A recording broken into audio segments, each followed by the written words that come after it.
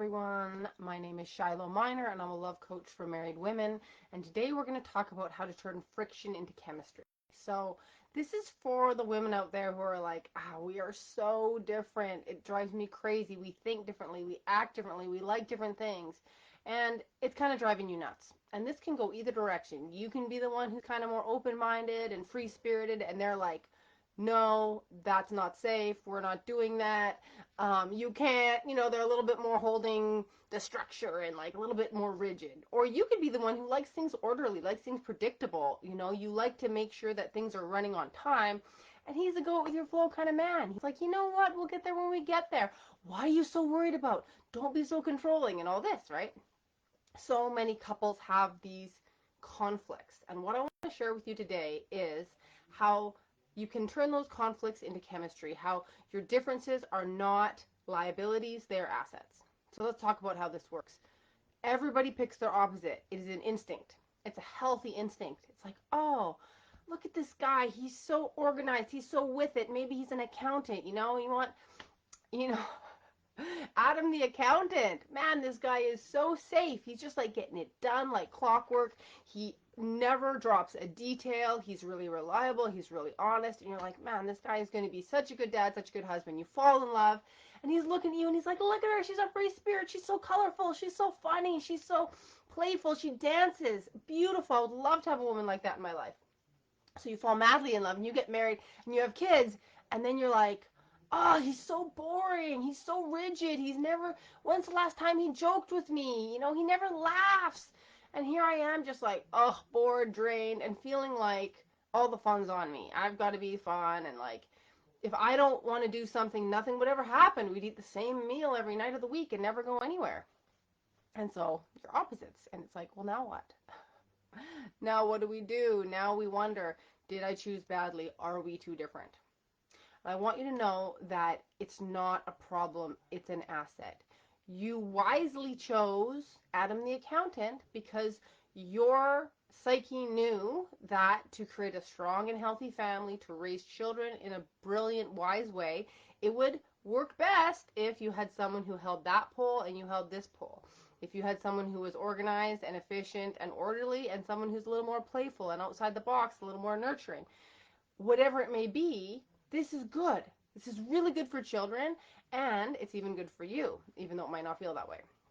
So how is it good for you? Number one, it creates a level of balance in your life. When we operate as single people, we get to do whatever we want and have our own way all the time, but our weaknesses are never shored up. Our weaknesses just affect us badly in the long run. This goes for people who are wildly controlling and people who are just wild, okay? And you can think of people like this, right? The controlling person, the person who's a bit rigid, they might not get out of their house. They might not have very many experiences. They might kind of stagnate. The person who's wild might make too many risks, might do things that, are dangerous to them.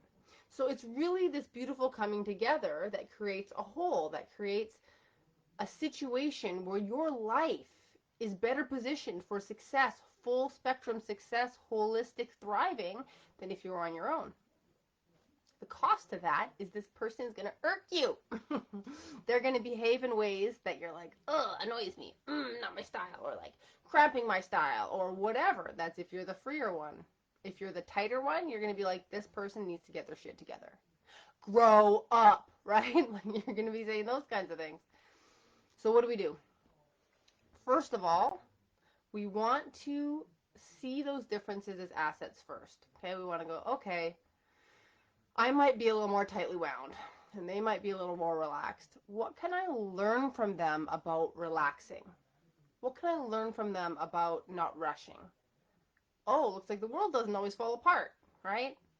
Oh, looks like they enjoy their day a lot more because they take time and they move at a different speed. I wonder what it would be like if I did those things. How could I incorporate that into my life? This benefits you in so many ways. You begin to mature. You begin to stretch. Okay, maybe I don't need to hold on so tight to everything. Maybe everything doesn't have to happen exactly like this. Maybe I can enjoy my life a little bit more if I relax too. But what's even more important is you're on this seesaw or this teeter-totter where who's up, who's down. So maybe you are the more type A. controlling, get shit done on top of it. And he's the more type B, relax, you know, take your time kind of person. If you keep doing everything because he never gets it to it fast enough, the teeter-totter just gets worse and worse. Because every time you do something and he didn't get the chance to get to it yet, he's like, oh, guess I don't got to do it. That was easy. Wife's going to do it. She's so fast. She's so good at everything. She just gets it done. And you're getting pissed off because you're like, I'm doing everything. You do nothing, right? Like, you're like, Urgh. But you are causing this thing to get worse by doing it all. So if you want to come into a little more balance, what you do is you do less. You relax more.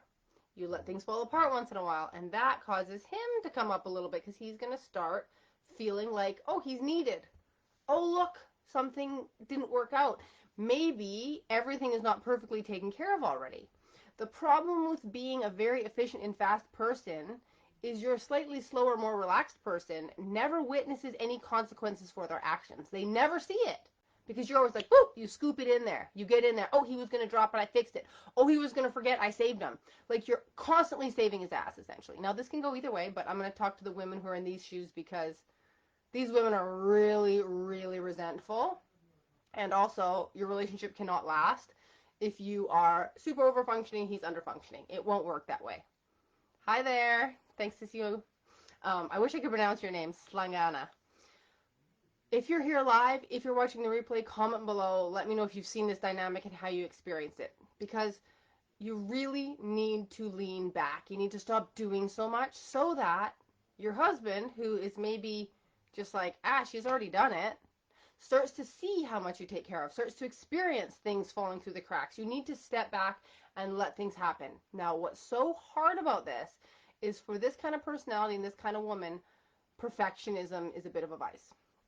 So when you see stuff begin to crumble, you're like, no, I can't let it happen. I can't let my kids miss this event. I can't let them be late. I can't let somebody else, God forbid, see that our stuff is not totally sorted. Like, the public scrutiny, the self-judgment is really, really high. This is, again, where we look at ourselves and go, maybe I could learn something from him. Maybe he doesn't care so much what other people think. Maybe he's not, like, panicking if the kids miss their activity once. Or maybe when they miss it, the kids go, Dad, you made me miss dance. And now he experiences the consequences. The kids are directly upset with him. You're not upset with him tangentially because they got there anyways because you rode to save the day like the hero. He gets direct consequences. These kids are disappointed because he did not perform. He did not pick it up. So if you're in a relationship of opposites, know that this is a good thing. This is normal. This is healthy. But if you're not really conscious about growing into your opposite end, you know, not being quite so tight-wound, not being so controlling, not being so organized, it's going to get worse over time. It's called a feedback loop, right? Every time you do more, he does less. Every time you do more, he does less. Every time you do more, he does less till he's doing nothing and you're doing everything and you're having burnout, right? Like, this is when you have physical burnout. This is when you get into the chronic diseases, anxiety, depression, all the things that take over, which is absolutely devastating and unnecessary and just painful. Now, you might say, well, I can't trust him to do anything, you know? Like, I'm going to give him this thing, he's not going to do it. No, you can't, and that's why you haven't trusted him yet, and I don't blame you. I'm sure that's been the case. But if you have any intention of staying married to this man, you have to give him a chance to fail and deal with his own consequences. Otherwise, there's no point. It's not going to work out. You're always going to have this struggle. So if you want to know more about this and you're like, oh my gosh, how do I do this? I have the perfect thing for you. I have a free connection assessment. So all you do is just sign up at the link and we talk for an hour and I listen to your whole story and I let you know, can this man step up? What's the likelihood? How serious are the problems in your relationship? Where can you make shifts so that that teeter-totter comes back into balance? And you're like, okay, this feels like a partnership again, right? You want a partnership. And so this connection assessment is the first step in working with me. After that, it can be like, hey, I'm good. I've got what I need. I'm moving on my way. Or you can be like, you know what? I think I'm going to walk away from this and go exactly back to what I was doing because that's what I'm comfortable with. And I'd like more support. And then I can show you, okay, we can work one-on-one. I also have a do-it-yourself program. We also have WhatsApp support. There is a level of support for you at whatever level of time or investment or intention you have. Because I know all our lives are busy and all our lives are absolutely full of important things and things we care about. But that's why we got to focus on you, because you are the glue. You're holding it all up. And if we don't heal this dynamic in your marriage, the foundation will crumble, and then it won't matter. It'll be like, I held up all these things and it still crumbled. And that's because without more balance, you burn out, the ship sinks. So if you're all about your family, like so many of my women are, but you're like, wait a minute, I can see that I need to be okay. Not just my family, I need to be okay. I need to be better than okay to have this work out. Come talk to me. I can walk you through it. I have clients reaching out to me 5, 6, 7 years later being like, oh my God, Shiloh, it is so great now. Like how I'm so glad I spoke to you. Most of my clients say, I wish I found you 10, 15, 20 years ago. I work with women in their 70s who say, all women should know what you teach. Why don't we know this stuff? And I'm like, yeah, I know. I didn't know it either. And that's why I had to figure it out. So comment below. I will drop the link for the connection assessment and come speak to me. I can't wait to hear from you. Take care.